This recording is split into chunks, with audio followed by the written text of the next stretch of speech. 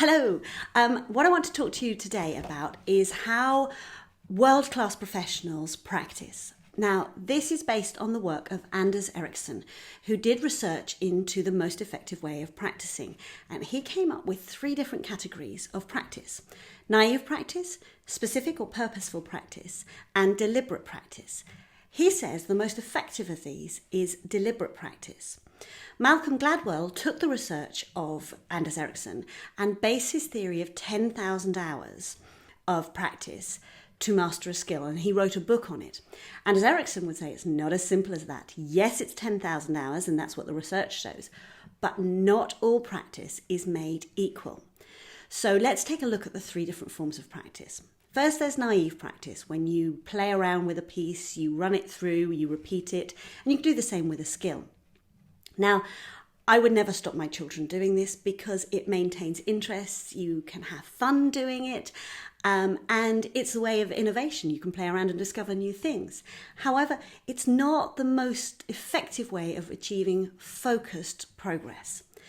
The next step up is specific or purposeful practice, when you find a way of identifying areas that you feel need the most work and you work on those specific areas. And a lot of musicians who practice will practice this way. You can do this by videoing yourself or really recording yourself. And this way you are stretching your skill zone and hopefully expanding your skill zone by working on the areas you need the most development on. But this is still not the most effective way, because the most effective way is to bring in an outside expert. And this will bring you 2 things. Firstly, an outside expert might identify areas that you need to improve that you didn't even realize needed improvement or could be improved. They can see your blind spot. And secondly, they can bring techniques and tools that you didn't even realize existed or even imagined might exist. And I found myself doing all sorts of weird and wonderful things in singing lessons to work on my vocal technique that have been hugely effective, but I would never have come up with on my own. And I use this in my work. I bring in outside experts, mentors and coaches, people who can see my blind spot and help me expand my skill zone more effectively and more efficiently and more rapidly.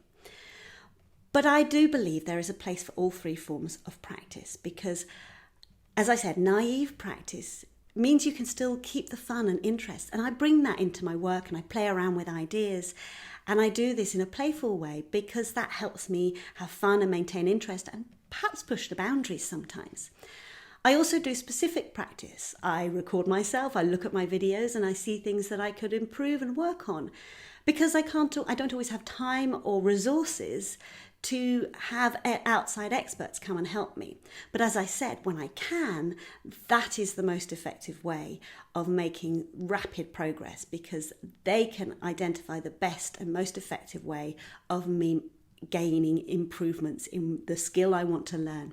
And that is the form of practice, the deliberate practice, that Andres Ericsson says is what his 10,000 hours of practice is based on. 10,000 hours of deliberate practice. It takes an awful lot to master something. Thanks for listening. I will see you soon. Bye-bye.